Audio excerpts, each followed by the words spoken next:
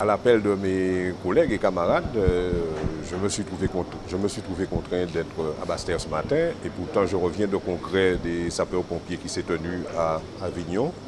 Donc j'arrive hier et je vois qu'ils sont en branle-bas de combat parce qu'ils ont des choses à revendiquer.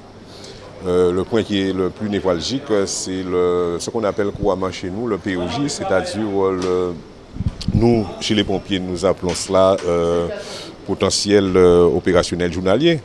Mais de façon sournoise, on dit que les pompiers orientés vers la justice. Parce que le problème qui se pose, c'est un problème d'effectif, d'organisation. Mais à travers tout ça, on sent qu'il y a un démantèlement de la qualité de secours à la population et c'est ce que nous déplorons. Nous disons que les pompiers ne sont pas des marionnettes, ce sont des gens qui tous les jours sont au secours de la population et ce qu'ils souhaiteraient, c'est d'avoir les moyens pour travailler, que ce serait les matériels en moyens humains, mais en moyens matériels aussi pour pouvoir fonctionner. Ce n'est pas les centres tout seuls, ce n'est pas seulement les centres, les CPI, c'est-à-dire que c'est les centres de première intervention qui ont un fonctionnement particulier et où la journée on va trouver quelques pompiers et que la nuit ce sera fermé et donc c'est là que nous disons que c'est surprenant et drôle d'idée qu'a notre direction ainsi que nos élus pour ce qui concerne la qualité de secours en Guadeloupe. On peut dire qu'il y a des problèmes, mais pour des questions de choix budgétaires, je pense qu'il y a manière de voir les choses autrement.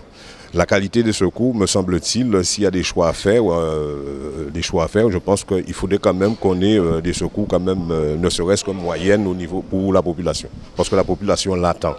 La population nous fait confiance et c'est pour ça que souvent, on se rend compte que les pompiers de Guadeloupe sont sur le terrain, en mobilisation, mais c'est tout simplement parce que nous aimons notre profession. Quand on me dit qu'on ferme un centre de secours le soir, si quelqu'un vient pour des secours, comment on fait?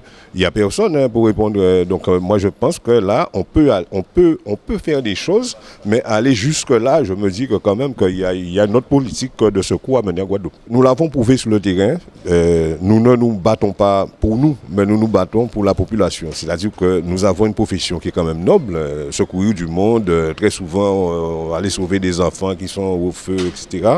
C'est vrai que c'est un côté qui est affectif. Mais il faut qu'on puisse quand même, il faut que chacun se le mette dans la tête, qu'on puisse avoir ce secours-là. Il faut qu'on se batte, que ce seraient nos élus, que ce serait notre direction. Il faut que tous ensemble, on se batte pour avoir cette qualité de secours.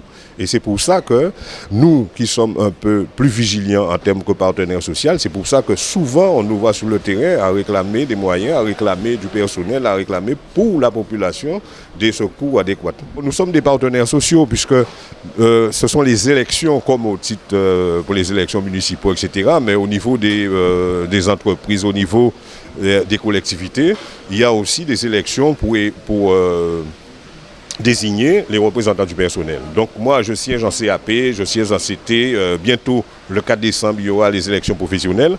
C'est bien de me poser la question puisque nous sommes déjà en campagne électorale.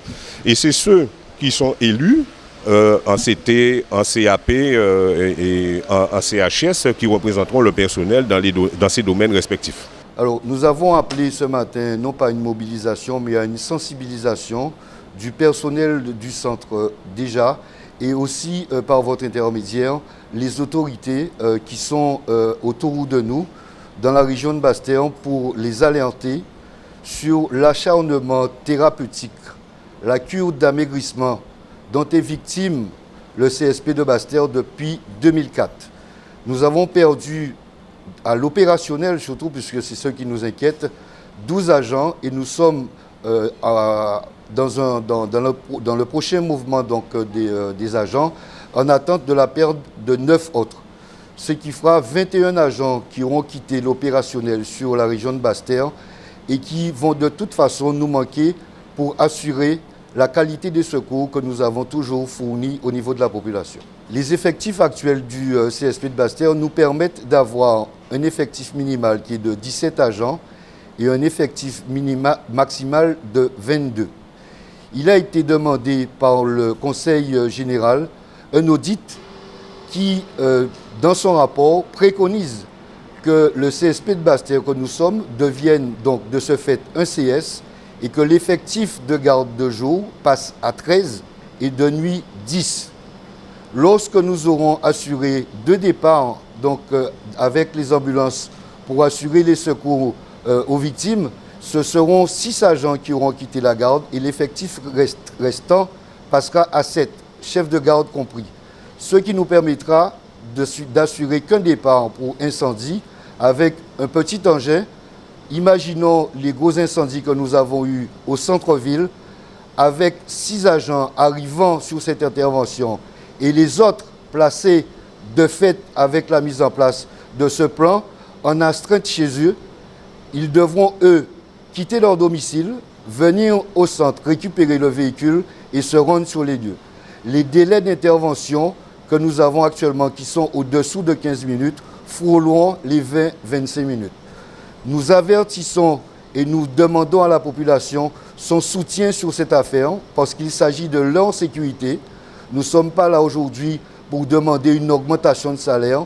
Nous sommes là pour dire que nous avons le droit, que la population de Basse-Terre et de ses environs, puisque nous défendons en premier départ la ville de Basse-Terre, la commune de Saint-Claude, la commune de Baïf et la commune de Vieux-Fort, ce sont des administrés qui payent leurs impôts et qui ont droit, lorsqu'ils font appel au secours, qu'ils font le 18, ils ont le droit d'avoir dans des délais raisonnables des secours de qualité qui viendront donc répondre à leurs sollicitations. Ce qui se passe actuellement avec ce que nous avons et en termes de résultats de ce POJ nous permet de nous rendre compte que nous ne sommes pas les seuls concernés par ce problème.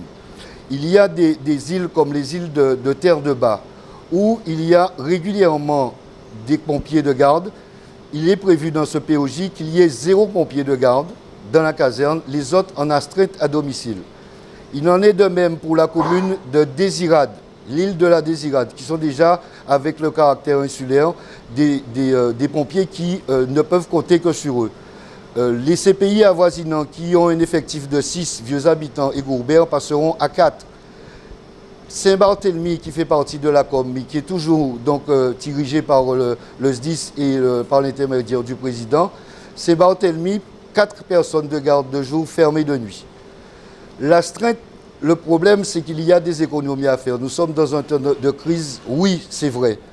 Mais faire des économies sur la sécurité des biens et des personnes, refuser quelque part aux volontaires qui vivent dans ce pays où il y a 60% de chômage, de pouvoir avoir une activité qui, même si ce n'est pas une activité professionnelle, parce qu'ils ne reçoivent pas de fiche de paye, et qu'ils perçoivent pour leur travailler pour un sapeur près de 4,58 €, leur demander de quitter la garde postée, c'est-à-dire la garde dans la caserne, disponible pour que dès que ça sonne, ils montent dans le véhicule et qu'ils partent en intervention, c'est faire des économies sur tout ce que je viens de citer, la qualité des secours et les délais d'intervention.